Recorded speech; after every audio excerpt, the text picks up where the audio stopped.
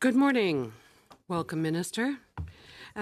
We are in the Indigenous and Northern Affairs Committee, Standing Committee of the 42nd Parliament.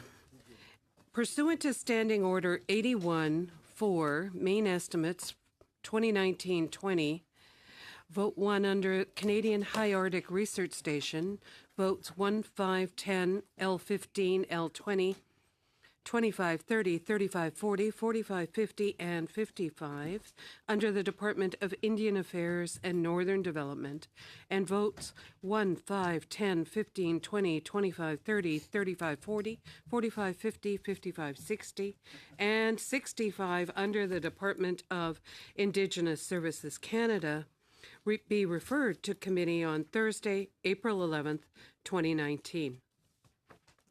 Before we start, we always recognize that we are on the unceded territory of the Algonquin people.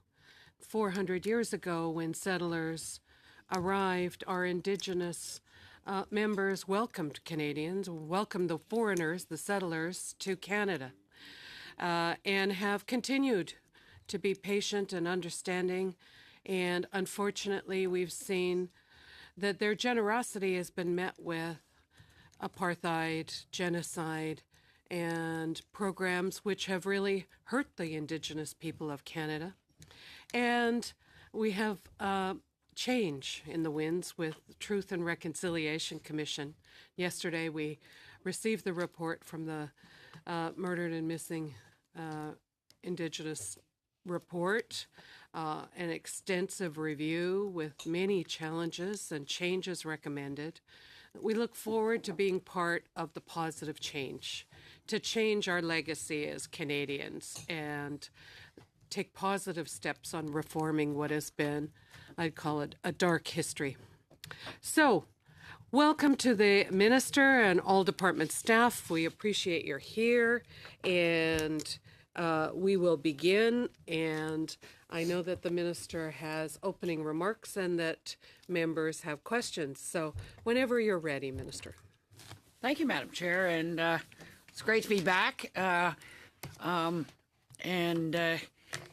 always thank you for the land acknowledgement, Madam Chair, as we meet here as a committee on the traditional unceded territory of the Algonquin people. Je suis accompagnée de... I am joined by the Deputy Minister, Associate Deputy Minister Diane Lafleur, and Paul Topple, Chief Finances, Results and Delivery Officer. To the main estimates for Crown Indigenous Relations, as well as on behalf of my honourable colleague Minister LeBlanc, who is responsible for Northern Affairs and who we hope will be well and back with us soon. As you know, in August of 2017, the Prime Minister announced the dissolution of Indigenous and Northern Affairs Canada and the creation of two new departments, Crown Indigenous Relations and Northern Affairs Canada and Indigenous Services Canada. Indigenous and Northern Affairs was a vestige of the colonial era. It was completely unsuited to support and partner with Indigenous people based on their unique histories, circumstances, and aspirations. The two new departments are designed and organized to better serve the needs of Indigenous peoples and structured to better support First Nations, Inuit, and Métis peoples in implementing their visions of self-determination. The Department of Crown Indigenous Relations and Northern Affairs, the department for which I'm responsible, has been advancing forward-looking and transformative work to create a new relationship with Indigenous peoples, as well as supporting the self-reliance, prosperity, and well-being of Northerners. Je suis heureuse de participer. I am pleased to appear on my department's main estimates, which total $7 billion. Estimates reflect a net increase of $3.9 billion, or 126% compared to last year. The increase is primarily attributable to the inclusion of $933.9 million for budget 2019 investments, as well as the following major items. increase in $2 billion for the childhood claim settlement, increase in $750 million for the 60 Scoop settlement, and an increase in $141 million for infrastructure projects in Indigenous communities, including solid waste and Inuit housing. Les investissements prévus dans le budget de 2000. Budget 2019 investments are reflected in the department's main estimates, and this under separate votes. As their Treasury Board submissions are approved, departments will now be able to access funds from these votes for their investments. Investments build upon the government's historic investments of $16.8 billion through the three previous budgets to achieve the shared priorities of Indigenous peoples in Canada, now totaling more than $20 billion of new funding. Across the country, Indigenous leadership, non-Indigenous Canadians, and the government are working in partnership to improve the quality of life for First Nations, Inuit, and Métis peoples, and together we are making progress. Budget 2019 makes significant new investments that support Indigenous peoples' plans for self-determination and their work of rebuilding. Il s'agit notamment de mesures concrètes. These include concrete measures to remove impediments to reaching agreements that affirm Indigenous rights and that address past grievances. The budget also includes investments to support the government's continued progress in implementing the Truth and Reconciliation Commission's call to action. Budget 2018 ended the practice of funding comprehensive claim negotiations through loans and replaced them with non-repayable contributions. Budget 2019 goes even further by including funding of up to $1.4 billion to forgive all outstanding comprehensive claim negotiation loans and to reimburse Indigenous governments that had already repaid these loans. More than 230 Indigenous communities will immediately benefit from having these loans off their books or reimbursed. This will allow them to take advantage of opportunities that were out of reach and to focus on investing in their priorities like governance, infrastructure, and economic development. Budget 2019 also replenishes the specific claim settlement fund for another 3 years and increases the funding for specific claims research by $8 million per year for 5 years. These investments will support the resolution of claims more efficiently and effectively so we can move forward together in a good way.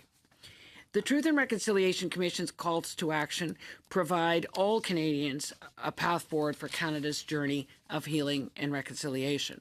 Notre gouvernement travaille avec ses partenaires. Our government is working with our partners to accelerate progress on all 94 calls to action and have made significant progress on those under federal or shared responsibility. I'm very proud of the significant investments made by Budget 2019, specifically through our department to support further progress on implementation. Budget 2019 provides $126.5 million in 2020-21 to establish the National Council for Reconciliation and endow it with its initial operating capital, which addresses calls to action 53 to 55. To address call to action 72 to 76, the budget invests $33.8 million over 3 years to develop and maintain the National Residential School Student Death Register and to work with parties to establish and maintain an online registry of residential school cemeteries. The budget provides $9.1 million over 3 years to support the construction of an Indigenous legal lodge at the University of Victoria and $10 million over 5 years in the support of Indigenous law initiatives across Canada. Through the Justice Partnership and Innovation Program, these investments support the implementation of Call to Action 50. The budget supports Call to Action 66. This is one of my favorites, with $15.2 million over 3 years for an Indigenous youth pilot program delivered by Canadian Roots Exchange. Funding will support the establishment of a distinctions-based national network of Indigenous youth and help ensure that the Government of Canada policies and programs are informed by the diverse voices of Indigenous youth and provide support to community events and gatherings for Indigenous youth and reconciliation-focused, community-based Indigenous youth activities. The budget also provides $10 million over 2 years, advancing Call to Action 80 to support communities to recognize and commemorate the legacy of residential schools on the proposed National Day for Truth and Reconciliation. Our government also understands that success will require taking a truly whole-of-government approach to the TRC calls to action, and I can assure you that every department is taking up the challenge to advance the calls to action in their areas of responsibility. For example, just last week, Minister Hussen introduced the change to the Oath of Citizenship, which responds to Call to Action 94.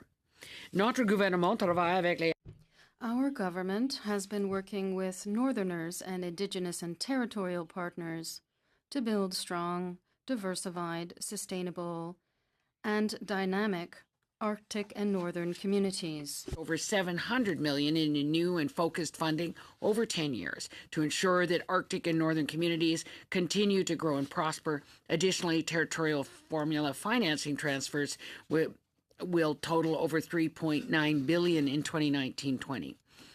Budget 2019 investments through Northern Affairs include 3 important initiatives: cleaning up the largest and highest risk contaminated sites in Northern Canada, supporting diversified post-secondary education options in the North, and building connections in Canada's Arctic and Northern regions. We are committed to co-developing initiatives for the North with Northerners and making the necessary investments to support those co-developed solutions.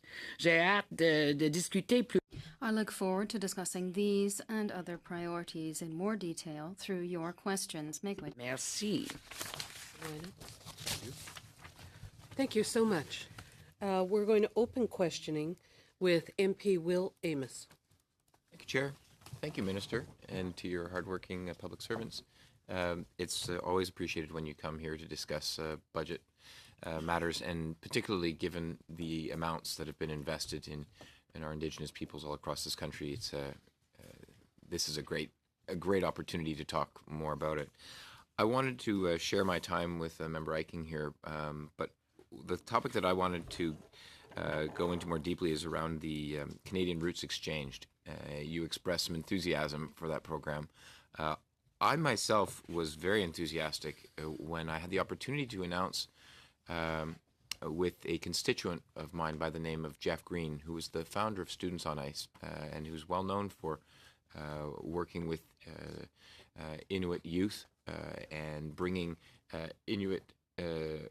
bringing Southern youth closer to Inuit youth and vice versa.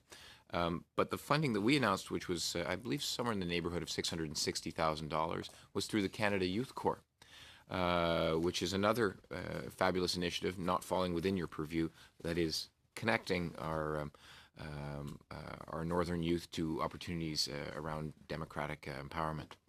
So I wonder if you could speak to the Indigenous youth programming here with the Canadian Roots Exchange and any other youth programming that you think is really important, because in my view, our government support for Indigenous youth is at the core of what we're doing. Thanks for that very much. And yes, and I think that we have been very impressed with the kind of work that Canadian Roots Exchange has been able to do in both Indigenous and non-Indigenous projects around reconciliation. And even I remember during the Toronto meeting of the Truth and Reconciliation Commission, the programming that was there was extraordinary for the history of this historic sites, Indigenous sites in Toronto. This is a really important program, because I think no matter what we do in asking people to reread history books or watch movies or read books, it's those relationships between Indigenous and non-Indigenous people. It's making new friends that actually helps people go forward in eliminating stereotypes and racism and those things. So I think that the work that the executive director Max Fine-Day has been able to do is remarkable, including really the kind of speaking that he does around and letting people know that the Environic survey has shown that over 80% of non-Indigenous youth think that they will see reconciliation in their lifetime. I'm not sure the Indigenous people are quite so optimistic, but it is that optimism that I think can be the hope that we need there.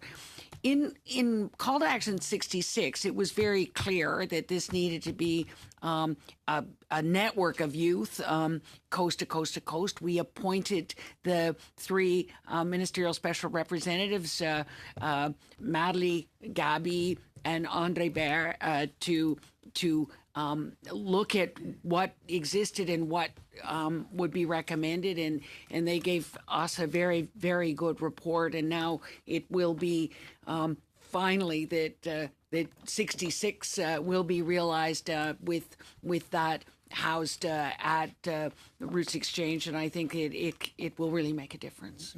Thank you, Minister. I'll now pass the rest of my time over to Member Eichen. Thank you, Mr. Amos. How much time do I have, Madam Chair? A couple of minutes? About 3.5. Well, thank you very much, and thank you for having me here. I wish I was on this committee more. I'm a chair of the Trade Committee, but Minister, welcome. And as all the travels you did over the years, you've probably visited most of the communities in Canada, and you came to many communities in my riding, and I have the largest population in Eastern Canada, First Nations, and the largest community is Eskasoni, and you're very well aware of Eskasoni, and you visit there. There's a situation we see in Eskasoni that I think creates an opportunity, and I'm just kind of asking you if you see this across the country, where many of the elderly people in that community would have went to the residential schools, and right now, and there's a couple of big success stories in our community, and one is the education part, where we have one of the highest graduation rates in not only in First Nations community, but in Nova Scotia, right in Eskasoni. But there's always the housing is always an issue. It's always been an issue, and we're getting better at it. But what we see is an opportunity coming out of that community, and I'm wondering if it's in other communities where the elderly people, where they probably should be leaving those homes, but staying in the community, and so they're proposing, but many went to the residential schools and do not want to leave the community, because various reasons. They'll get flashbacks or ideas. So the opportunity that they see, and I'm just wondering if you see it across the country, is having assistant housing or places for them in these communities. Is that a thing that you see and hear, that they want to stay in these communities but have assistant living or whatever? So they go from their family units, but they just go up the road and they're in a unit that the family can see them and work with them, and the community can work there. So I'm just wondering, do you see that and hear that? And it's just a general statement, but is it something that, our government, future government should look at more, that would really not only help the family units in the communities, but I think the whole truth and reconciliation part? Thank you for the question. And I think that again, in the way that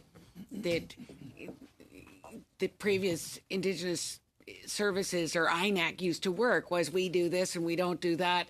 By moving to a new approach, which is about the services that communities decide they need, we will move into a better place where these kinds of things like assisted living for seniors become a priority for these communities. And we're seeing in certain communities that it's not exact. It's like where they're semi-detached, or they're more of a sort of seniors looking condo kind of thing with a nurse that can visit, or those kinds of things. So I think that is you've got the fabulous new health center there. I think it's good, and I thank you for highlighting Chief Leroy Denny, who really, when the Mi'kmaq got control of their education system, that's the day he decided to be a teacher, and they were at 30% graduation. Now they're over 90, and it's really. But I also want to congratulate you on Sir Paul McCartney yesterday highlighting Eskasoni in terms of that beautiful young woman covering Blackbird in Mi'kmaq language. So these are highlights for all of us. Yeah. Very proud moment. Thank you. Questioning now moves to MP Kathy McLeod. Thank you, Madam Chair, and also thank you to the Minister for coming today. I think it would be very appropriate, being as we had the ceremony yesterday for the murdered and missing Indigenous women and girls, to start and maybe reflect on a few things out of that ceremony that happened yesterday. And I know that we had talked about, certainly a priority. I believe it was a shared priority that, number one, that the families out of the process have some peace and closure. And I know some were in attendance yesterday, but I'm wondering if your department plans to follow up in any way, to ensure that the process actually moved for the families, their healing in a positive direction as opposed to not. And so what is your plan? Because of course the commission is done as of June 30th, and we absolutely all need to recognize the tremendous effort it took for those families to share their stories and the difficult journeys they've had. Thank you so much for that. And in the response to the interim report, we invested $21.3 million on to continue the healing and support for families. But I think that what those families also have needed and asked for is a way to commemorate the loss of their loved one. And so the money that has come from Minister Monsef's Department on Commemoration will be there. And I think a lot of these families are now deciding what that should look like. Some want some sort of memorial, some it's a garden, but the people are working together on that. And I think that you're so right that people need now time for healing, in that sometimes events like yesterday really do bring back difficult memories and times, but we need it to make sure it unlocks the healing as they go forward. And so we are committed to do that as well. I think the family liaison units that were set up in all provinces and territories within victim services, a specialized unit for the families of missing and murdered Indigenous women and girls. That has been really important and well received. And at the interim report, we said we'd continue that for another year, but we are hearing that people want that to go on further. And I just think that that because this is still happening and families still are losing loved ones and need help navigating through a system. And so we want to make sure that we're there for them. Thank you. You and I both sat, of course, on a special committee in the last Parliament where we spent a year and we read through many, many reports, heard from many, many witnesses. One of your key priorities was for this commission to identify systemic issues. Can you name any new systemic issues that you felt were identified through this process that you were unaware of through all your time in both previous parliaments and all your time in your current role? Is there any new systemic issues that you believe were identified through the process? I think that at the interim report, really, that was a compilation of all the previous reports, and so that was what we were able to respond to. I think that the needed changes to child and family services which is reflected in Bill C-92, I think we need to be aggressive about those changes. That we know that the money, that significant money that's being invested, unfortunately, in lawyers to apprehend children, to agencies and non-Indigenous foster families, has got to go to community to prevent that. And I think that's where I think we that there needs to be significant work. I don't think I really understood that certain communities were doing much better because they just refused to abide by provincial laws and just kept they kept jurisdiction of their children.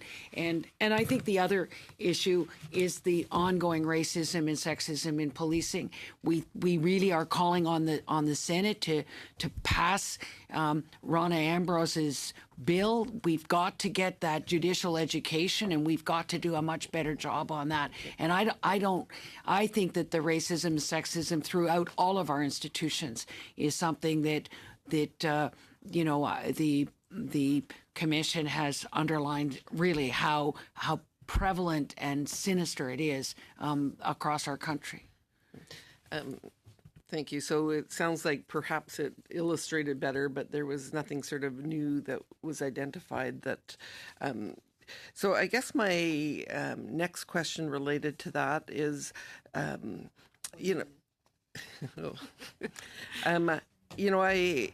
had really hoped for a lot more articulation around. 4 years ago, we were calling for an action plan. That was something that we talked about, that we needed to move forward with action. I noticed that, your Prime Minister talked yesterday about action. It was not as specific around the issues of action as I had hoped it would be.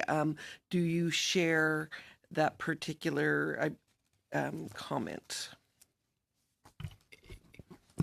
I think that Minister Monsef has, with her advisory committee, has done an amazing job on the broader issue of gender-based violence. I think this commission report calling for a national action plan that must be done with partners, First Nations, Inuit, Métis, must also be Indigenous-led, Indigenous women-led, but also needs to take into consideration regional variations, is going to be a really important thing. And so we will need to do that immediately. This is the first national public inquiry, which means that the provinces and territories all signed on to the terms of reference, and so we will need partners going forward, and we will need their help designing what that process looks like to get to that national action plan. Thank you. Questioning now moves to MP Nikki Ashton. Welcome to our committee. I will defer to my colleague Georgina Jolibois, and I'll catch on the last part of the question. Good morning and thank you. I'm going to get right to the point because time is an issue. Across my riding, especially in Isle Cross and Timber Bay, you had visited in the area way back. Survivors from the boarding school and now the day schools are still waiting for justice. You have announced that you're working on a settlement, but I'm concerned that Northerners are going to be left out. What can you tell Northerners who have already been left out of settlements and denied justice that this process will be better for them and that they'll see justice finally? Thank you very much. And I think that we are very happy with the progress on Ile La Crosse, and that, as you know, the Métis were totally left out in the residential school lawsuit and in the URSA settlements. On the day schools, I think that we heard very clearly from Northerners that there wasn't enough time for them to sign up within a year, and so we've extended that to 2.5 years. And I think that we will now be able to make sure that in all the regions of the country, people understand what they need to do. But I think that the key has been the survivors wanted us to simplify the process so it would be just a paper-based process where they just tell their story and then receive what they're entitled to without being cross-examined and without that re-traumatizing. So I think that we are now awaiting the court to decide in terms of the fairness hearings as to whether we will be able to proceed with the administrator that will be Deloitte, and as well as making sure that people have the help they need to fill out the forms and to be able to get what they rightfully deserve. Minister, I was very excited to hear in your intro that the a reiteration of the goal of your department is to advance forward-looking and transformative work to create a new relationship with Indigenous peoples, as you pointed out. Where I come from, a pressing issue that is very much related to neglect of Indigenous communities as well as climate change is the fact that winter roads are melting across our region. Now, I know obviously the winter road budget is under Indigenous services, but if we're going to talk about transformative change, if we're going to talk about making a tangible difference in terms of reconciliation, in terms of self-reliance and prosperity, other words that you used, the federal government needs to invest in an all-weather road system.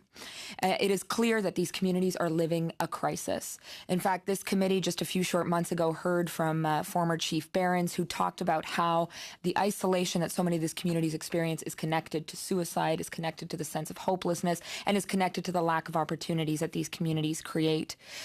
Now, unfortunately, despite the positive rhetoric, the fact is that these communities have no other alternative, and as winter roads last less and less, that feeling of hopelessness is only growing. Your government has done nothing to commit to an all-weather road system in the last last few years of your mandate. I'm wondering, do you see this as a priority? Investing in an all-weather road system, making a tangible difference in the lives of Indigenous peoples in northern Manitoba and in other parts of the country that are living this same crisis right now? So there are. I'm very proud that we were able to get the railroad built or committed to Churchill. I think that is going to completely open up things, and obviously the Shoal Lake road, which opens this week, is important. But I think you're quite right that there is that in terms of construction, in terms of all of these things, that with climate change and the shortened winter road availability, that there needs to be permanent solutions, and we're pleased that we at least were able to invest in the grid that has a much more stable, access to electricity. But I think that we need to work with our partners and work on permanent solutions with the province, with Manitoba Hydro, with all of the partners that can deal with the reality of the isolation, food insecurity. We will, in the Arctic and Northern Policy Framework, transportation was identified as a priority. And so we have been working with our partners on those issues as well. And so we, as we are able to release the Arctic and Northern Policy Framework, we then will begin the implementation of that with our partners and be able to find real solutions. Mm-hmm. Thank you for that. You have about a minute. Just back to the inquiry report from yesterday, Minister, one of the points that was certainly emphasized by so many grassroots advocates and family members was the emphasis on recognizing what's been done to Indigenous women as a genocide. I was disappointed to hear in the earlier discussion that word was not used, as it was a major takeaway from yesterday's report. Certainly, we view that this is critical language in talking about what Indigenous women and their families have gone through. I'm wondering if you could share your views on this. As the Chief Commissioner said, there's 1,200 pages of evidence of the policies that have resulted in this terrible tragedy where women have died. I think that the Commission, with all of its deliberation, called this a genocide, and we accept that. I think that we are really, and it's interesting as we need Canadians to understand that from the Indian Act to residential schools, to the 60s scoop, to the present day with Child and Family Services, children and young people have been dying. And, in the pre-inquiry where we, alarmed people by saying that sexism and racism kills, but it does. And I think that's why this needs to go forward as an understanding of it wasn't just culture and language. People died. And so this is the reason why we need all Canadians to understand really these dark chapters in our history. The vibrant civilization that was here, where women had influence and power, and that got taken away by settlers arriving and only talking to the men, by the Indian Act that sent women into the husband's community instead of reversing their traditions. And there just is more and more evidence that these colonial policies have resulted in this tragedy, and that's what we have to do. We have to accept the truth if we are going to change the path. Thank you. Questioning now moves to MP Mike Bosio. Thank you, Chair, and as always, Minister, thank you so much for being here. You're always welcome, and you've actually been here quite a bit, so it's greatly appreciated. Minister, during the last election, our party committed to launching a national and public inquiry into missing and murdered Indigenous women and girls. And upon the election, you immediately started working with survivors, family members, and loved ones of victims, as well as national Indigenous provincial territorial representatives to seek their views on the design and scope of an inquiry. In August 2016, the inquiry was launched, and yesterday the Independent Commission released its final report. How has and how will this report change our country for the better? I think, like the Truth and Reconciliation Commission, all Canadians now hopefully know a little bit more about what causes this tragedy, and that it's ongoing. That it is about not only raising consciousness, but it's actually asking every Canadian to call out racism and sexism when they see it, to understand that the stereotypes that they need to know they still see are wrong, and that we actually have an obligation, every single one of us, to do something about this. And it means that the federal government will do what it can, and the provincial and territorial governments will do what they can, and municipal governments, Indigenous governments. But this is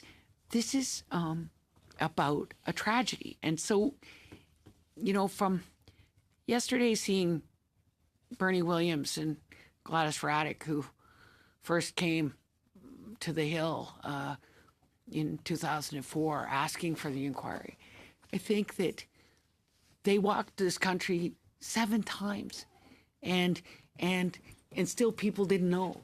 Now I hope that with the release of this report, and with everybody really thinking about this tragedy, these were loved family members that are lost or are missing, and that those family members asked at the beginning for 3 things.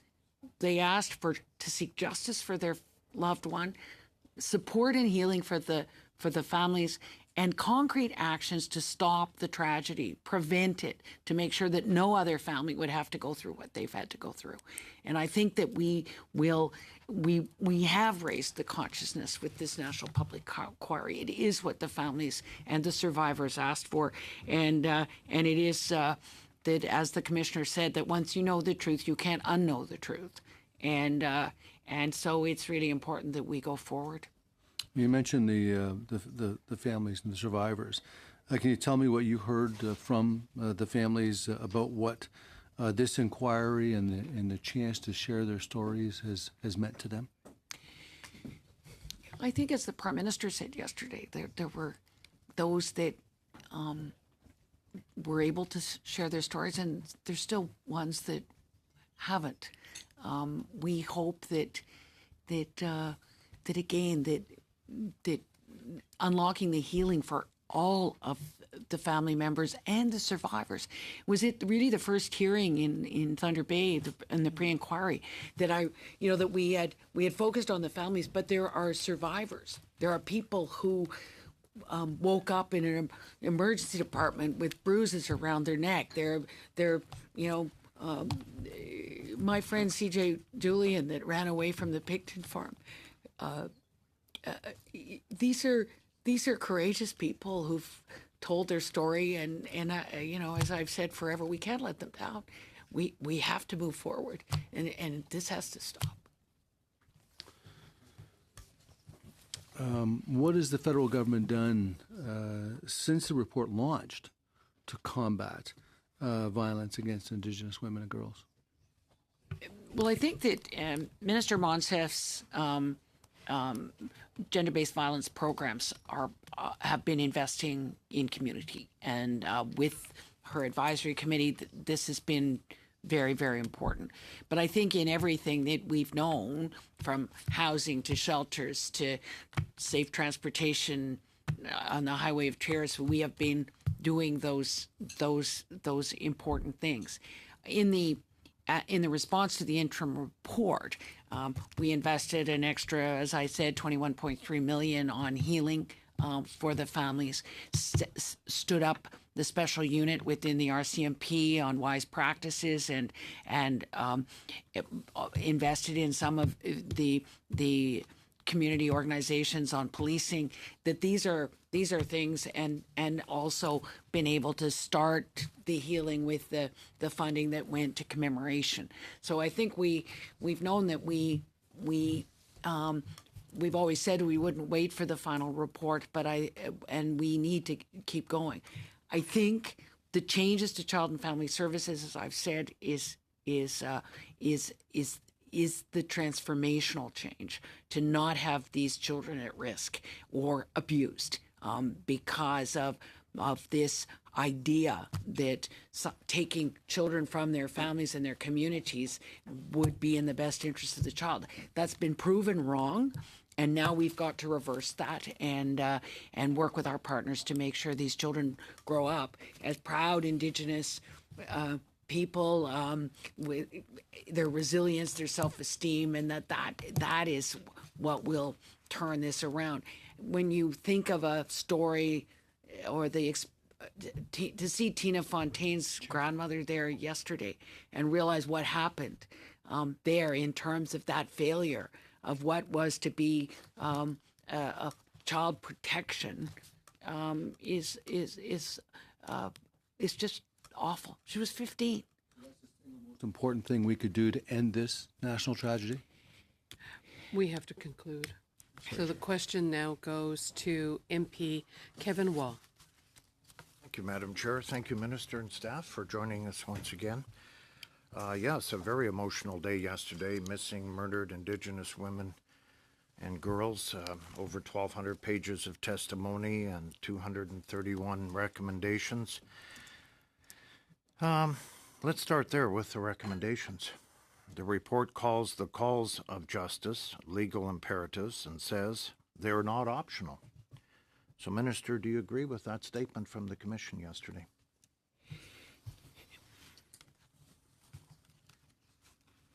The status quo is not okay, and we are going to have to move forward. And it means that we are going to have to do it and co-develop a national action plan that will make sure that the objectives that were set out in the terms of reference, concrete actions to stop this tragedy, they have provided their calls for justice, and we will work with our partners to really develop a national action plan, what, by, when, and how, with all of our partners. That includes the provinces and territories, the municipalities and Indigenous governments. We need to work together in a distinctions-based way with regional sensitivity and get this thing done. So the media is reporting from yesterday, the recommendations, all 231, it's all or none.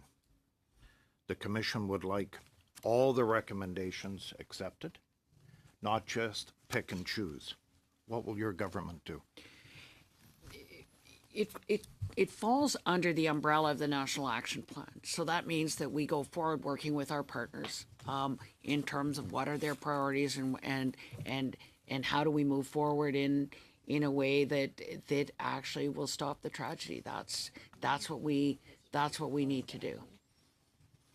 In 2007, on the interim report by this committee, they talked about little efforts have been made focused more on reactive than prevented measures. That was 2 years ago, 2017, not 2007, but 2017. So that, they brought that out 2 years ago, and they haven't seen very little movement there from that interim report that they did. So how can we assure Indigenous groups that this is going to change? Very little has happened in 2 years. Well, I would have to disagree with that, honourable member. That after the interim report, there was off-cycle budget for $50 million that included the money for healing, the money for commemoration, the changes, the special unit in the RCMP and in policing, the billions of dollars that are here in the estimates on housing and all of the things that are truly moving forward. But as I've said before, to me, as a family doctor and as a mother, the change to the Child and Family Services, that Bill C-92 is transformational. And the fact that once again, nations will have jurisdiction over their children and their youth and will no longer be vulnerable, preyed upon. And it is that to me is transformational, as well as I think the Commission really made strong calls for justice on language, and I think that Minister Rodriguez in C-91 has done important work there. So I think that everything we have done is about changing the relationship, which was of a colonized approach and one of paternalism to one and disempowering to one of empowerment and a real respect for Indigenous rights and a relationship based on respect and partnership and cooperation. I'm going to move on, Minister, if you don't mind. Infrastructure in the north is a big topic. What am I? 45 seconds. 45 seconds. The Inuit Crown Partnership Committee released their report at the beginning of April, which suggested that funding delays for Inuit housing and infrastructure were eroding the overall effectiveness of these investments. How can the government ensure stable, predictable, and stable funding and moving forward? Kind of getting beat up here on time, but 40 million. Yeah. So that was an April report. So what's exciting is that the Inuit housing is now stable, predictable, funding of $400 million over 10 years. There's $40 million a year that will go forward, and that's exactly what was asked for. So they can plan. And I also think that we should salute the hard work at the Inuit Crown Partnership Committee, because that's how we are co-developing the priorities, listening to our partners and being able to move forward on the things that really matter to them. And it was fantastic to get in to see some of the new homes in Inuvik when we were there in the Inuvialuit territory, and it's I think that we know that housing really matters, and particularly up there where it's too cold to be homeless. Questioning now moves to MP Yves Robillard. Good morning, Minister. Thank you for your presentation. The work by the Truth and Reconciliation Commission opened the eyes of many Canadians about the terrible realities at the Indian residential schools. I am proud that our government has made a firm commitment to implement the calls for action by the Commission. The calls for action set forward a roadmap to reconciliation, not just for all levels of government, civil society, teaching, education facilities, and health facilities and institutions in the private sector, but for all Canadians. As you mentioned in your comments, it seems that there are a certain number of investments set out in the budget 2019 to support the implementation of the Commission through your department. Could you please tell us more about this? Merci. Thank you. I am very proud that 80% of the calls for action have seen a lot of progress or have been completed. We're talking about $200 million in that particular budget. This money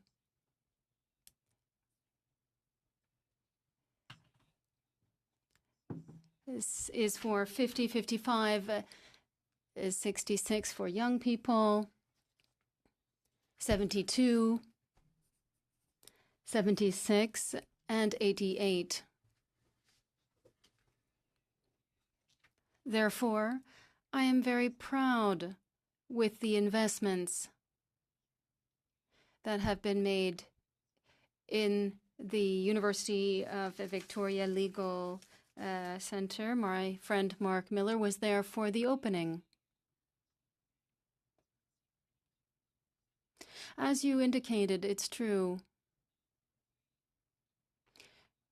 There is a roadmap towards reconciliation, and this is extremely important for all Canadians and our partners. It's important to complete this work. Thank you. How have these investments been made with regard to measures already taken by the government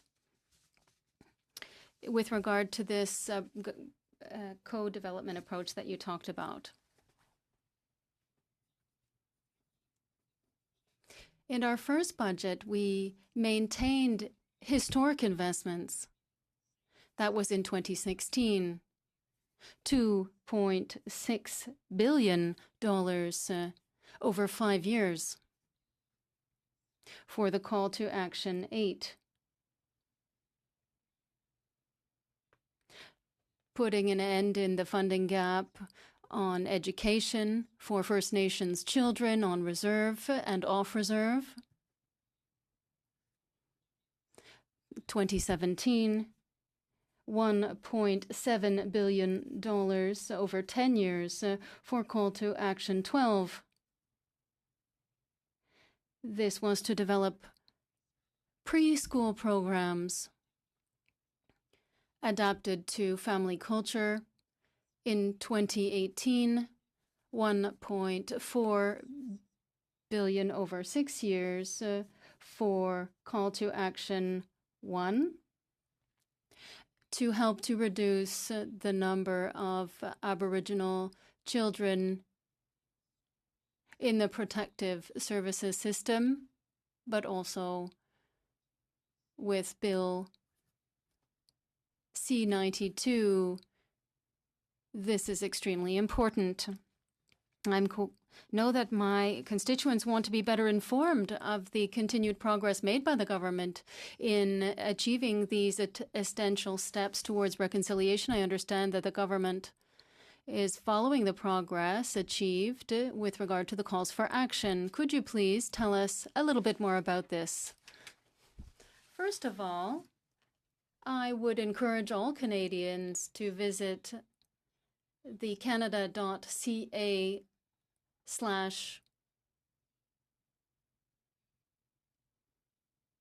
what's it called? / okay. 94 calls to action to track. And there's also a website on eliminating the boil water advisories in Minister O'Regan's shop. So it's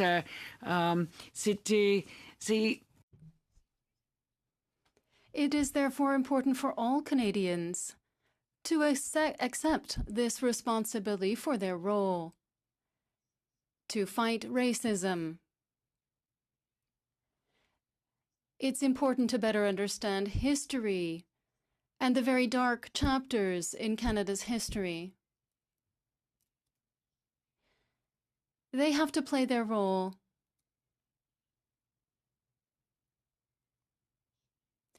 In moving forward towards reconciliation. Thank you very much, Minister. Questioning now concludes with Arnold Viersen. Thank you, Madam Chair, and thank you for the Minister for coming today. I just wanted to let everyone know that it's raining in Alberta, and so our fires seem to be under control now. So it's been pretty awesome. Minister, I guess I just would like Indigenous relations is what your portfolio is, and I'd like to just get a little bit more clarity on where that's all going. One of the troubles that we have a little bit is that who speaks for who is always a bit of the challenge, and particularly individual bands, particularly when they're small, you can actually get to know everybody in the whole band. And the elections become very, very, I guess, because it's a small number, it comes down to the margins are very slim, essentially. And when the election happens, on what day the election happens, around band elections, all these kinds of things that can become very, very contentious. I'm thinking particularly in the case of Tall Cree First Nation up in northern Alberta. The band election is mandated to be in April, and it got pushed all the way back to September. There seems to have been a funeral that was placed on the day that changes the voter turnout and things like that. I guess, what do you see your role in these band elections, and how is Canada, what role do you involve Elections Canada at all in that kind of stuff? Would like some comments around that. Thank you for the question, because in some ways what you're describing is the problems with the Indian Act, that we imposed those rules and really eliminated the kind of democracy that was and governance that was there. And so, as in my job right now, we're pretty excited that over half of the Indian Act bands in this country are at a table working on getting out from under the Indian Act. Some of them in a sectoral way, they're on child and family services or on their fishery or on an education system. So when my responsibility to help reconstitute nations, it means whether it's a treaty area or whether it's geographic or by language, as we work to rebuild nations, then they are rebuilding their governance structures based on their laws and their Sure. legal. But the trouble comes in right now is currently band council is administering everything.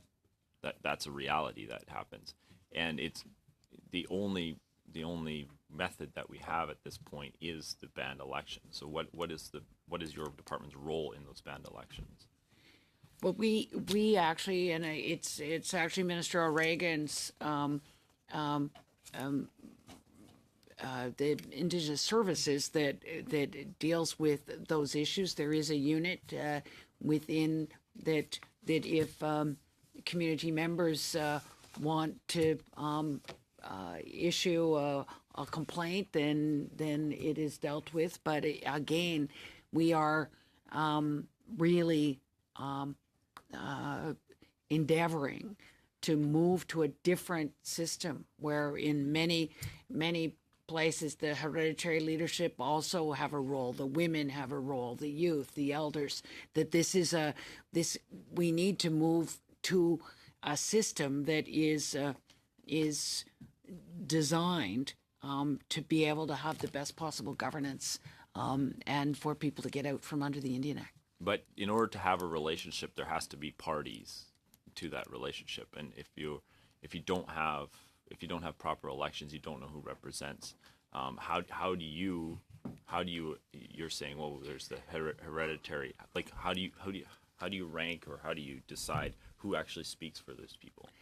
Well, I think that that's the reason why reconstituting nations and what's, I think, as we look to some of the but if you're going to deal with Britain, you deal with their foreign minister. Who's the foreign minister for this particular nation? Well, and that's what the new nations will have. They will have ministers. They will have the Minister of Health, and that we go to many communities now where they really do have an elected person or a person designated, or whose traditional role was that of external relations. I think that it is, and with some of the modern treaties and organizations, we're seeing it in very plain language. That people understand exactly what was signed with Canada and how they will go forward as a government. So that's I think the exciting transformation that we're seeing. Thank you so much. We've come to the end of our allotted hour. We could continue for the whole day, I'm sure. But I do want to thank you on behalf of all members of the committee for coming out and answering our questions and presenting the budget and the vision in the budget. So we appreciate that very much. Miigwech, thank you. We're going to suspend for a couple minutes, and then we have the Minister of Indigenous Services who will be coming forward.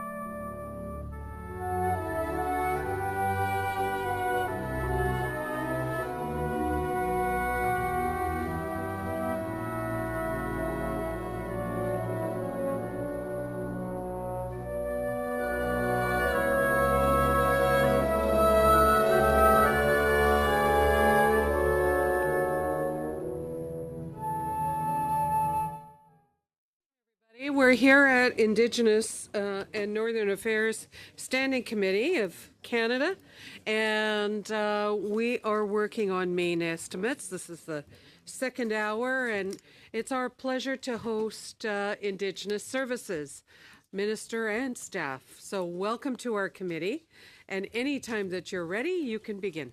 Thank you, Madam Chair. Je suis heureux de comparaître une fois de plus. Thank you, Madam Chairman. I'm pleased to appear once more before the committee to discuss the main estimates for Indigenous Services Canada. I would like to begin by acknowledging that we are on the traditional territory of the Algonquin people. I'm joined by Deputy Minister Jean-François Tremblay and Chief Financial Results and Delivery Officer Paul Topil. Si mon français ne vous a pas réveillé. Oh. Valerie Gideon. But No, it's not your fault. No, It's mine. it's not in the notes you gave me. Yeah, it's my fault. Sure. Valerie, I'm very pleased to have you here. Thank you. Obviously, the deputy is not. That's not true. Before getting into my remarks, I would like to, first of all, thank members of the committee for your work over the last month studying Bill C-92 and the proposed amendments. The amendments accepted last week from all sides strengthen this bill. And as many of you know, I was glad to see that it passed third reading last night unanimously. So thank you very much. Your hard work on this really, really was appreciated. A vital component of our government's renewed relationship with Indigenous peoples is our commitment to take action and dismantle the colonial structures of the past. Since the Prime Minister's announcement on August 28, 2017, my officials and Minister Bennett's officials have been working hard to establish the necessary structures and processes to make this transformation a reality.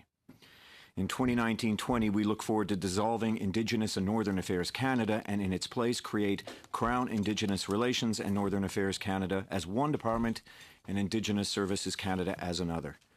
This change will better enable the government to continue its work on a renewed relationship with Indigenous peoples based on recognition of rights, respect, cooperation, and partnership. It better positions the government to build that relationship while closing the socioeconomic gaps between Indigenous and non-Indigenous people and improving the quality of life for First Nations, Inuit, and Métis people. And it finally responds to a very clear recommendation by the Royal Commission on Aboriginal Peoples. Our focus at Indigenous Services Canada is working with partners to improve access to high-quality services for Indigenous people. Our vision is to support and empower Indigenous peoples to independently deliver services and address socioeconomic conditions in their communities as they move forward on the path to self-determination. As Minister of Indigenous Services, I am continuing the important work of improving the quality of services delivered to First Nations, Inuit, and Métis. This includes ensuring a consistent, high-quality, and distinctions-based approach to the delivery of these services. A rigorous results and delivery approach is being adopted, focused on improving outcomes for Indigenous people. Over time, it is our goal that Indigenous peoples will directly deliver programs and services to their peoples. We are working with partners to do this. I am working my way out of a job. I would like to turn our attention to the reason that I am here today. I am now pleased to present to you my department's main estimates for 2019-20, which would total $12.3 billion if approved by Parliament. The 2019-20 main estimates reflect a net increase of about $2.9 billion, or 32%, compared to last year's main estimates.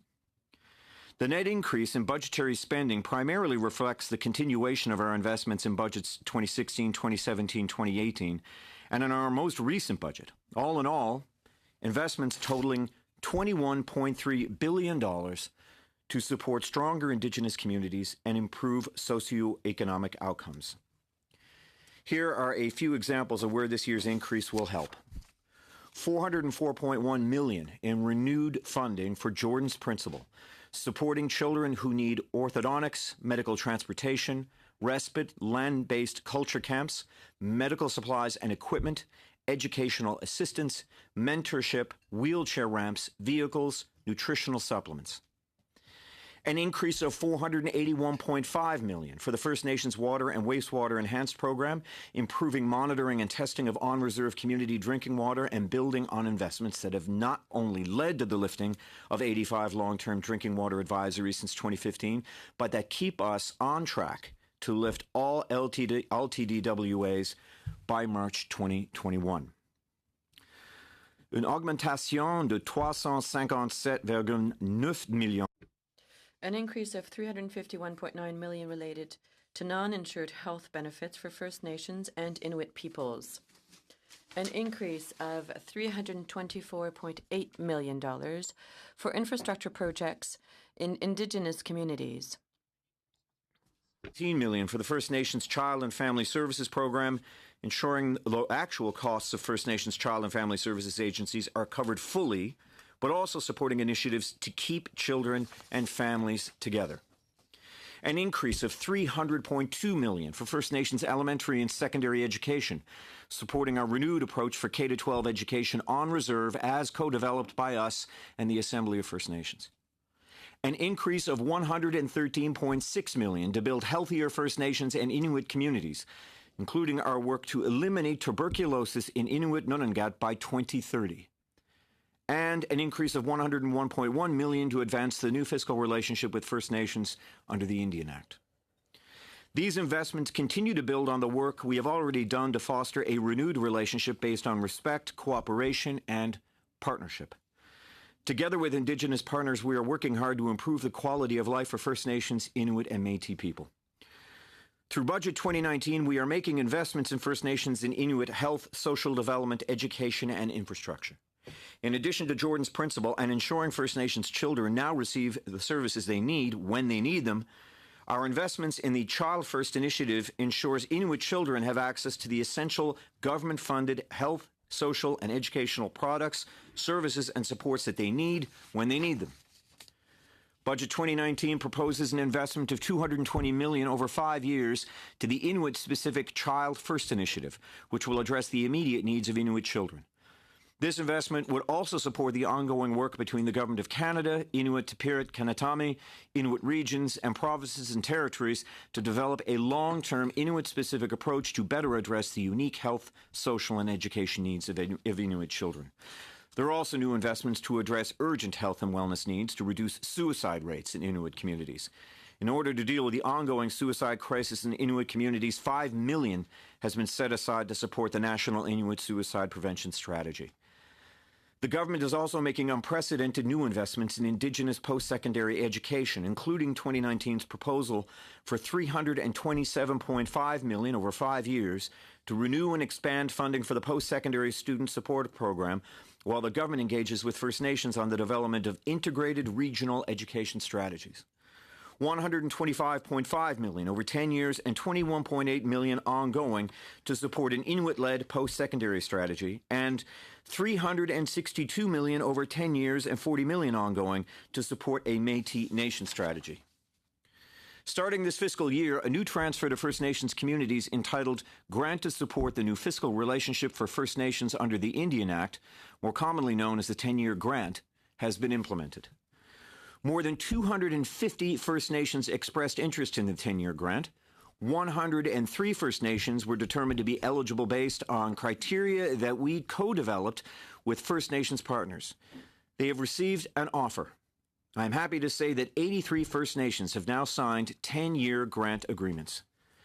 The new grant, representing $1.5 billion, is funded through Indigenous Service Canada's and Crown Indigenous Relation and Northern Affairs Canada's existing programs, which are primarily related to education, social development, infrastructure, and First Nations and Inuit health programs. To ensure the 10-year grants grow with the needs of First Nations, Budget 2019 proposed that starting April 1st, 2020, funding for core programs and services provided through the 10-year grants will be escalated to address key cost drivers, including inflation and population growth. The 10-year grant provides communities with the flexibility and predictability needed to support effective and independent long-term planning. This initiative is a key part for establishing a new fiscal relationship that moves towards sufficient, predictable, and sustained funding for First Nations communities. Lastly, I think it's imperative for me to highlight the work of everyone involved in making progress on our commitment to end long-term drinking water advisories on public systems on reserve by March 2021. Since 2015, a total of 85 long-term drinking water advisories have been lifted, and 126 short-term drinking water advisories were lifted before becoming long-term. And we are well on our way to meet our commitment.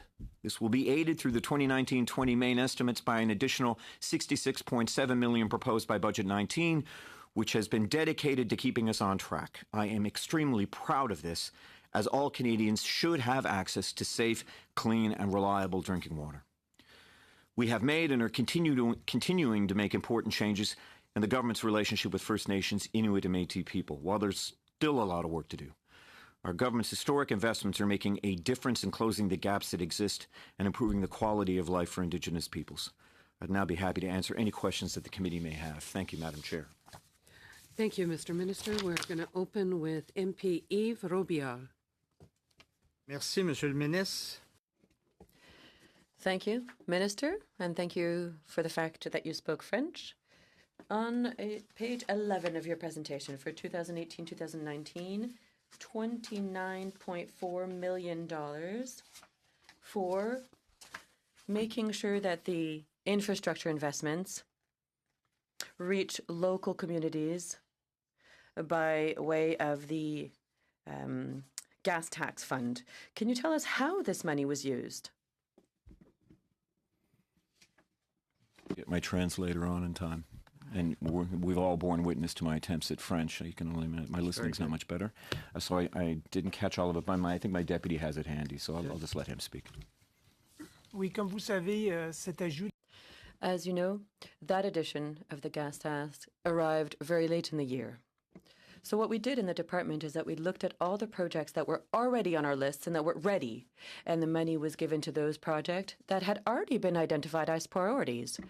And I think it was 7 projects, if memory serves. So that's how the money was handed out. So it shortened the list that we had. Yesterday, the Public Inquiry Commission on Missing and Murdered Aboriginal Women published its report after 2 years of inquiry. Could you tell us what you think of the contents and the conclusions of this inquiry?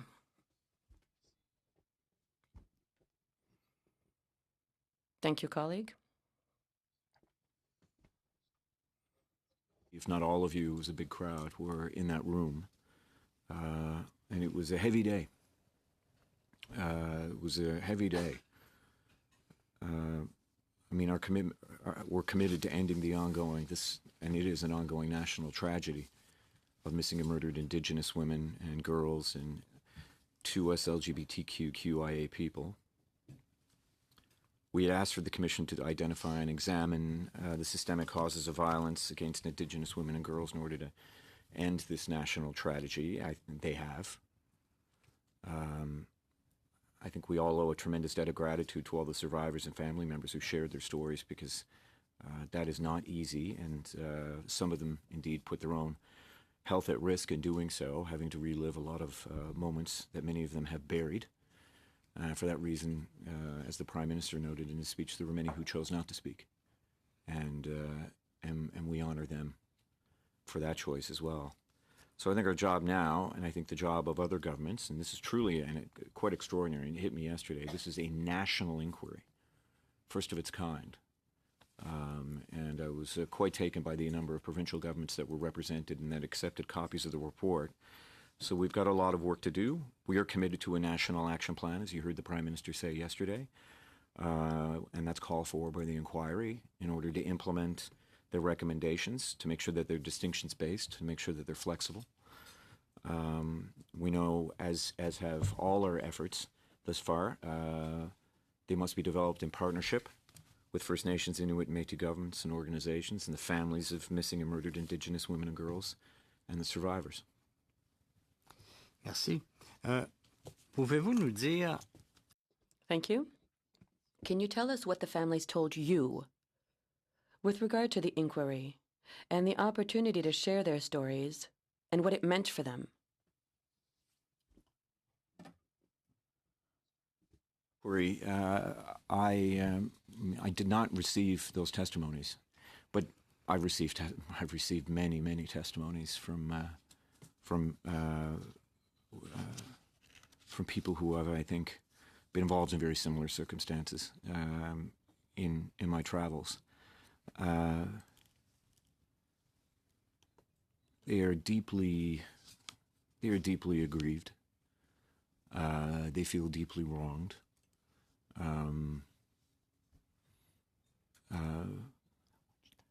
They do feel that this was. They do feel the loss of a loved one. And so we have to get through this report meticulously, and we have to work quickly. I mean, we all understand that we only have so much time left in this session. I think some things that we've worked on that are very much in keeping with the report. Back to Child and Family Services, which again, past third reading last night, and I think was an extraordinary. It is an extraordinary piece of legislation, and I say that because it was developed in conjunction, in partnership with Indigenous peoples, and I think it will go a long way in the area of child and family services to finding solutions that Indigenous people will develop themselves. We have about a minute and a half. Merci. Now.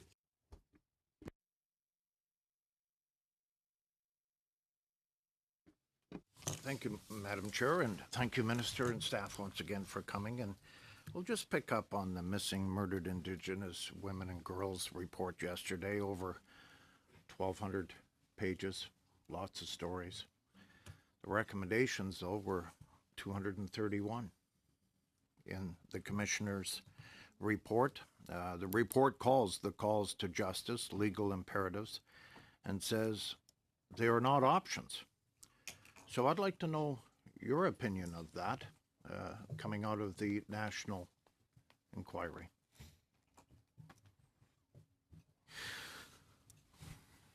I don't think there's any question we've got a lot of work to do. I think some of those recommendations overlap with actions that our government is currently taking. So we have to read the report methodically, and we have to. We accept the recommendations in the report in their entirety, and now we have to decide what that national action plan will be, and that will require a lot of vigorous work, I think, not only on the part of Minister Bennett's department and my department, but all departments for the most part. As you well know, and I've said here before committee, every minister has in his or her mandate letter a commitment to reconciliation. And this is something that is going to require the efforts of the government. I'm going to move on to the boiled water advisory. As you know, I don't share the government's enthusiasm about this. You're not going to meet your quotas. I'm going to give you some examples, and I know you're touting the 85 long-term drinking water advisories have been lifted, but I have met with so many Indigenous groups, and I'll give you one. Slade Falls First Nation, Northwestern Ontario. They had all 11 long-term drinking boil water advisories lifted in March last year of 2018. And I see some of your staff knows where I'm going on this. So they get a new water treatment plant. 17 days later, it was back under drinking water advisory. Today, Slade Falls has been under a drinking water advisory now since August the 29th. I can tell you there are dozens of bands in this nation that are going through this problem. Yeah. And you keep saying, well, we've removed the long term, but we still have the short term, and we're not going to tell you what the long term is and the short term is. There is still a crisis. So don't tell me we're going to reach this in 2021, because we will not reach it. But I would like to know what your department is going to do, because I laugh when I see these reports come out, because I know they're not true. I do. I mean, I can go Slade, I can give you a list if you want. But, where are we going on this? you're not training band members properly. I mean, we can give them all the new equipment and then we leave off reserve, and then, in this case, 17 days later, they're back on. So what are we doing to rectify when we leave the situation and leave them in charge of the water treatment plant? I think that's one of the issues that we need to address with your department. Thank you, Mr. Wall, for your hope and optimism. Yeah. I think glass is half empty. Sorry about that. Drinking water on yes. this one. Yeah. Pardon the pun. No. We are on track to make this happen. We're doubling down our efforts. I'll let Paul take the floor just to give you some quick figures. But, I've also been to, for instance, Piepod Nation in North Saskatchewan. Yeah. And, Little Creek. Right, and Piepod had theirs burned down. And we have a new temporary one that is up and running and operating, and staff there that are tremendously proud of the amount of training that they've gone through, and that they are able to provide the fixes that are needed and to make sure that community. And it's one of these communities. I mean, I think there might be a notion that many of these communities are close together. Some of them, as you well know, your way, it was an eye opener for me. Yeah. Are quite spread out. So there's quite a bit of work involved. And at Piepod that they. They're very proud of the fact that they have that training on the ground. I entered into this position of this belief anyway, having seen it in other places, that you cannot simply build these things and walk away. That if they are going to work, then you have to have people trained and on the ground and ready to make the fixes needed as they are needed. And also for a team of people provides meaningful employment. But this is the only way you're going to solve it on an ongoing basis is to make sure that there's training provided on the ground. And that I already saw happening, and that was the commitment of the department. But Paul's got some numbers he was going to put in front of me, but I'll just save him the trouble and you read them out. Thank you. Mr. Wasso, you're totally correct. It's not about simply putting in water treatment plants or systems where communities don't have access, but it's also about ensuring that for those who do, is they don't go ever into a situation of long-term boil waters or even short-term. And that's why in Budget 2019, there is an amount in front of you of $739 million, which is not just for, as the minister said, it's for doubling down to make sure that those who may be bubbling on below long-term are rectified, and there is monies for training and recruitment of staff to ensure that those communities don't go into the situation that you just described. Yeah. So the Sahotum number 4 reserve, and I hope I have that pronounced right, in BC has had dangerous levels of manganese in their water, which has made the water actually turn brown. This is one of the issues that we have. So, I mean, we've seen this. So what are you doing to address the Band-Aid solutions that we've seen in some of these areas? We have a very short window for the answer of 20 seconds. There you go, Jean-Paul or Jean-Francis. There's more than thousands of them. So, of course, it's a complex issue, and each of them needs a specific approach, and that's what we're doing. We identified the ones who are at risk. Our approach is getting more and more sophisticated. At the beginning, everybody focused on the ones who are long-term. Now we focus on the ones who are at risk, and we're focusing on training people and finding solutions and permanent solutions. Sometimes we come with the temporary solutions and work on the long-term after that. So it's, of course, it's a difficult task, given the size of the inventory. But if you look at the numbers, we're going in the right directions, and we're still optimistic that we will meet our commitment on this. Thank you. You're right to point out it's a big challenge. It's huge, guy. Yeah. We're now moving to MPs Ashton and Jolibois. I understand they're sharing their time. Thank you. Minister Regan, would you agree that there's a housing crisis on First Nations across this country? Yes.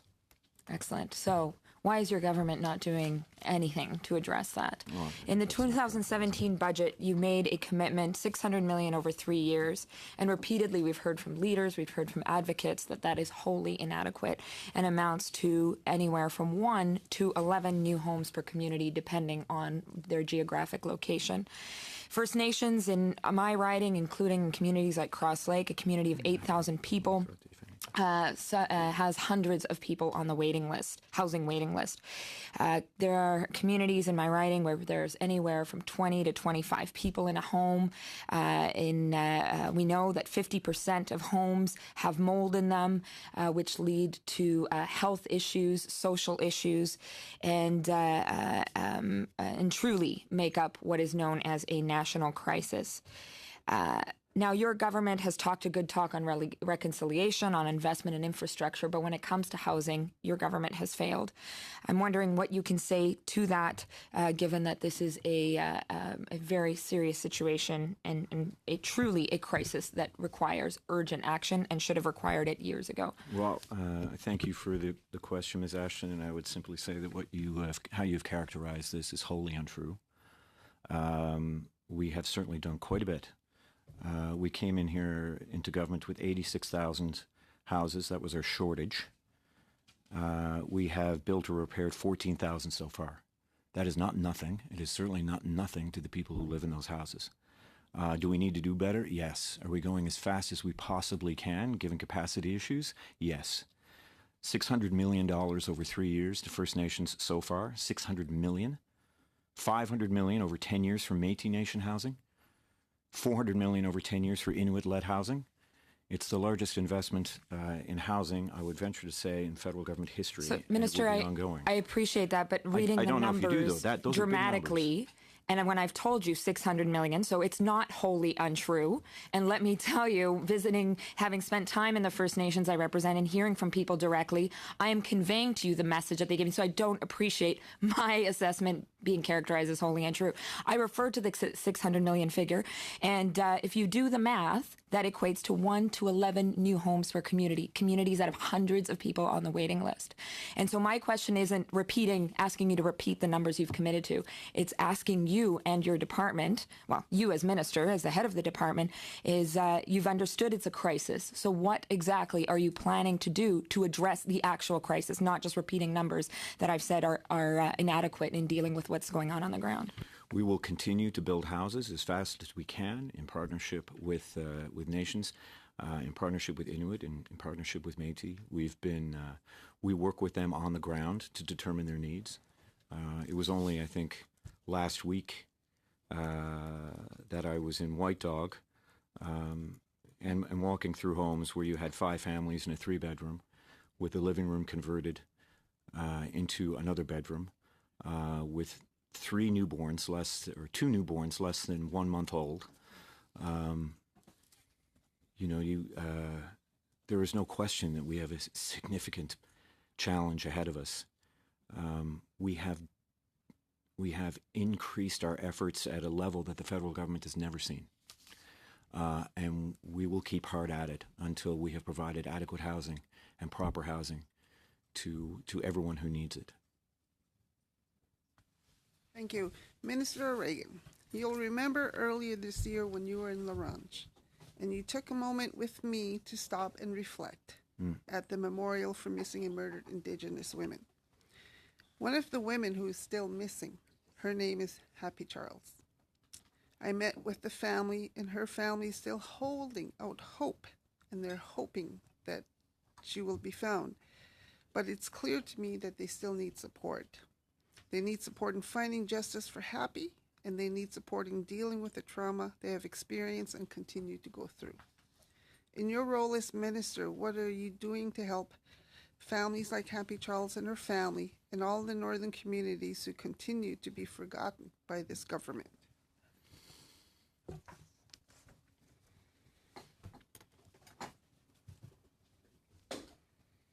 We continue.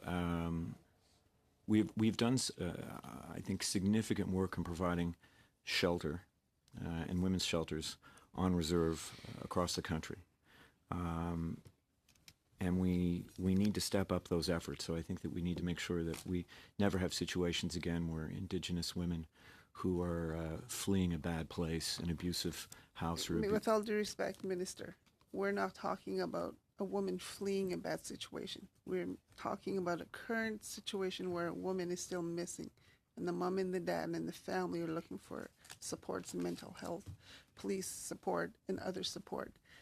what can we, and she's not alone, there are other women across Canada, I'm pretty sure of.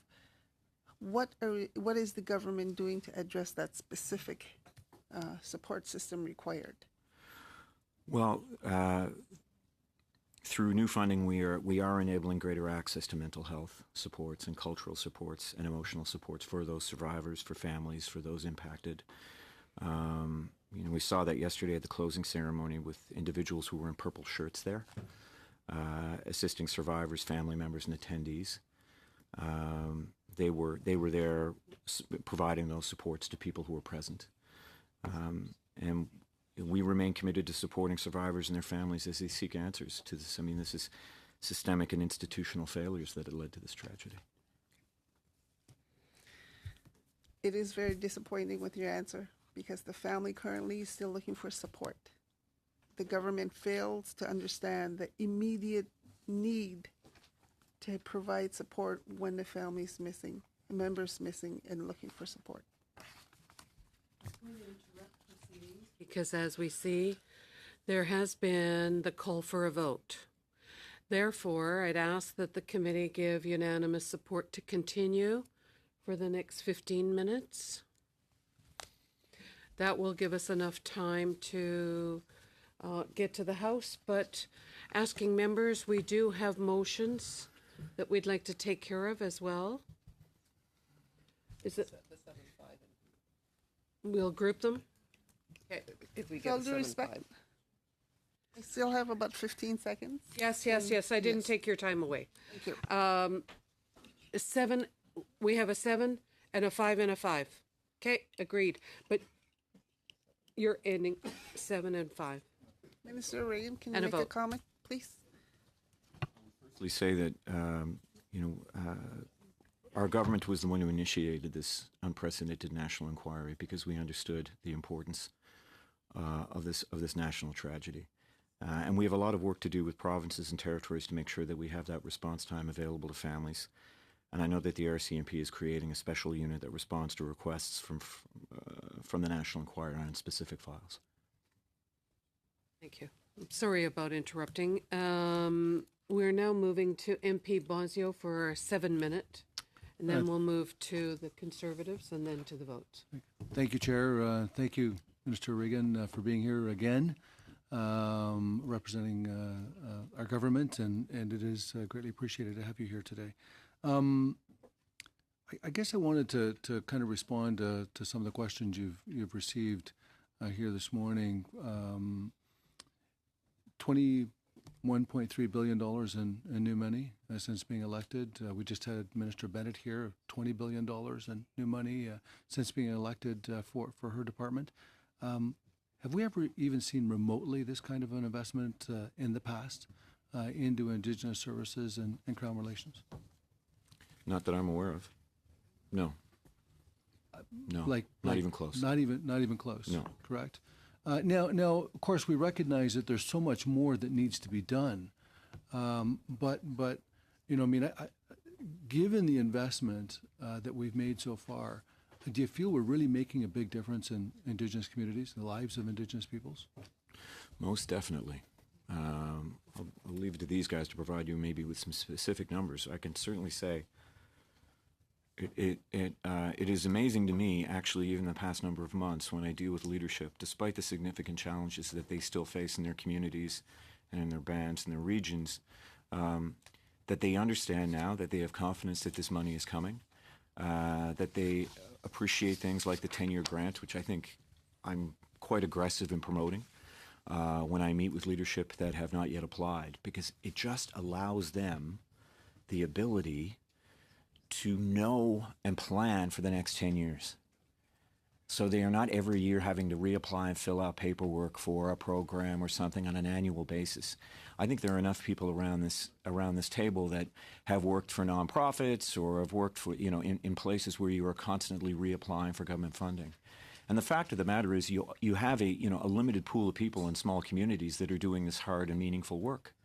And if you can make sure that they spend more time concentrating on closing the gaps and making their communities more prosperous for all, instead of filling out paperwork needlessly year after year, program by program, that is real. That is real. That is energy and time that they can now be dedicating towards the people and the quality of life of their people and the future prosperity of their people. So that is a very real and significant movement.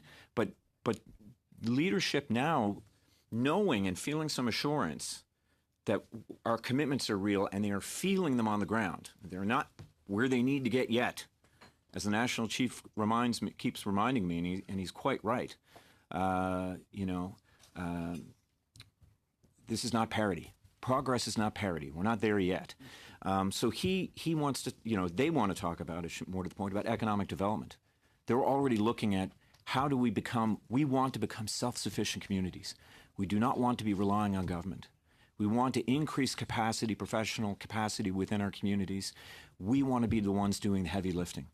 And it is really quite heartening to see that corner being turned by some leadership, by some. Well, I can certainly tell you, in the Mohawks of the Bay Quinte, in our riding, it's been transformational for them as well. The ending of long-term boil water advisories through the new plant, and the enormous pride that they have actually in the training that has been received, and that it is Mohawks that are running the plant and maintaining the plant.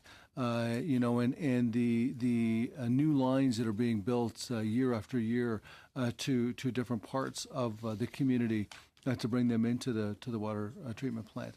This is a water filtration plant. This is making a transformational change within their community. Then the investments in housing, investments in culture, investments in heritage, all of these things are raising, as you just mentioned, the self-sufficiency, the economic development to move forward. And I guess we often hear about our government's commitment in relations to eliminating long-term boil water advisories and on public system, on reserve by 2021. But I've been, as you know, I've been following this closely, but we don't hear much about the 126 short-term bottled water advisories. And I think that's something that's really, really important because it gets us, we're getting ahead of the game. Mm-hmm. No, right. We're not just chasing this endless goal. We're actually making that leapfrog to ensure that we don't have other communities that are on the verge of potentially being. So can you maybe talk to those specific areas and why that's making such a difference? Prevention is part of the cure. Exactly. Yeah. And that also speaks to the increased capacity that we've been able to develop on the ground. That these can be identified quickly and that we have the resources now. I mean, again, not enough, otherwise we would have everything done by tomorrow. But, that's just simply not how it works. But we do have a much stronger capacity on the ground to address these things as they come. Did you want to speak any further to? Just mention, in terms of result, we talked about the 16,000 houses, the long-term drinking water. You're right. There's also the ones who are at risk, the vulnerable one. So we're trying to be ahead of the curve on this one. The schools, we build up more than 74 new schools, and there's still 59 that are underway. And that's without counting of renovation of existing school, which is more than 85 schools that are being renovated. We've made progress with the grants. You heard about the grants. We have 85 of them. CFS, of course, increase in funding, but also the reform that is going ahead. And I would turn to Val maybe on on the health domains and especially on Jordan Principle. Sure. Well, at Jordan's Principle, we're up to 227,000 requests received. We had a 78% increase in the number of approved requests between 17-18 and 18-19. And in 17-18, we had already assisted 78,000 children across the country. It's absolutely transformative. And these are individual children, individual families. And communities. And I understand that there's also now an Inuit-specific program as well? Absolutely. $220 million over 5 years was committed in budget 2019 for an Inuit-specific Child First initiative. And our first thing that we want to do in partnership with the National Inuit Committee on Health is assist families with food security issues. Well, just like Jordan's Principle and C92, it starts with children, correct? We are concluding with MP Kathy McLeod. Thank you. And as I only have 5 minutes with bells ringing, I'm hoping for short answers, but also if you don't have the answers to my specific questions, if you could submit them to the committee at a later date. Our committee worked really hard. We had a unanimous report called Out of the Ashes, and that was after the extraordinary fire seasons of 2017. Your government responded positively to all our recommendations.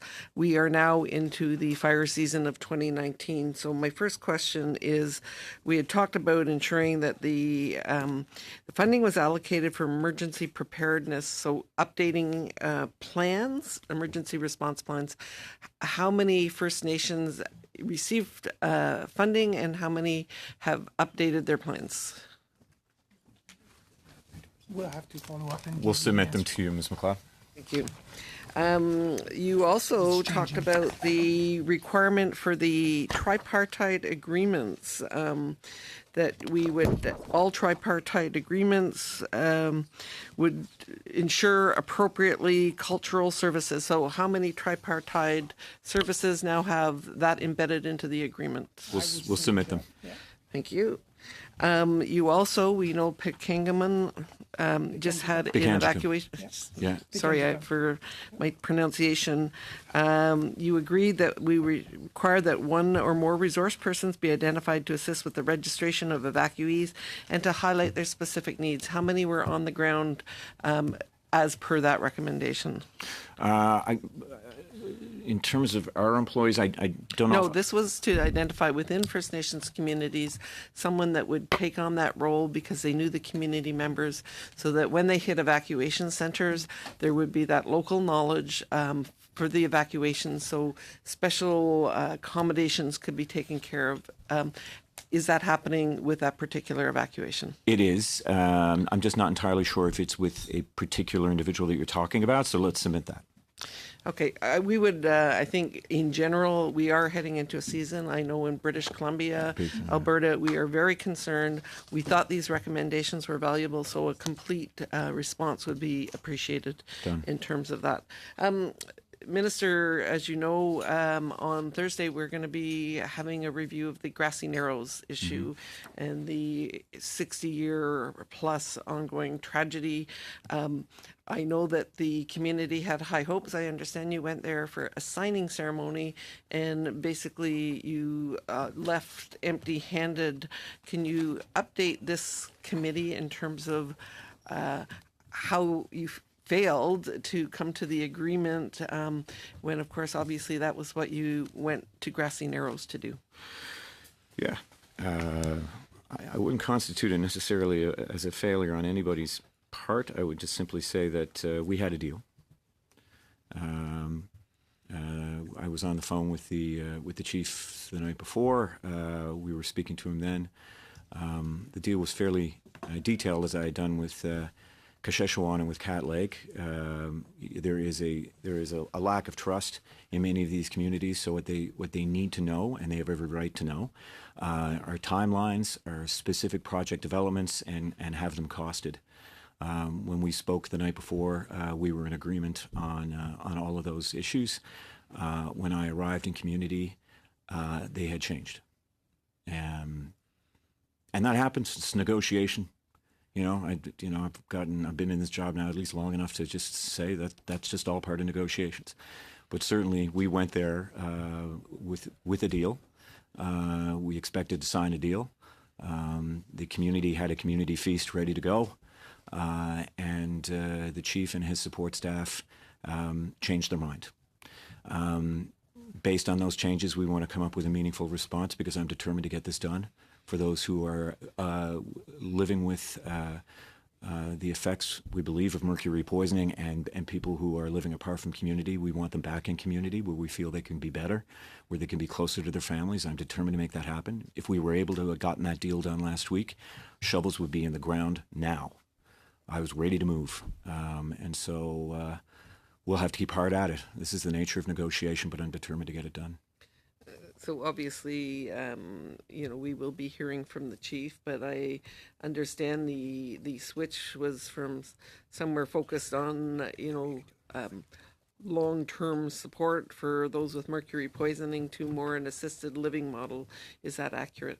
No, I'm not sure what the fine line is between the two, but certainly that's what we were going for. Yeah, we were talking about two different facilities, in fact. Thank you. That concludes our time. So we have two pieces of business. One is to deal with the main estimates. The second part is to deal with the budget allocation for the Grassy Narrow study. So in that case, I am seeking that we're going to group all of the motions. Shall the votes in the main estimates for 2019-2020 referred to this committee be approved? Yes. On division. Shall I report the main estimates 2019-20 to the House? Yes. Thank you. Budgets. I believe that it's been distributed. I need approval for the Grassy Narrows First Nation project study of $10,000. On the second page, the amount, Bill C-88, the Mackenzie Valley. I need, the budget is $20,200. Do I have approval? Kathy? Comment. I believe at the very start we had always talked about approving budgets, but at the end also having a follow-up budget just so that we can review what was approved versus what was spent. I think we have fallen away from the actual follow-up process that we had originally considered. Good point. Perhaps we'll have an opportunity to do that before we adjourn. We'll talk to Life about it. Good. Anything else? Do we have approval for the budgets? Yeah. Thank you. Meeting adjourned.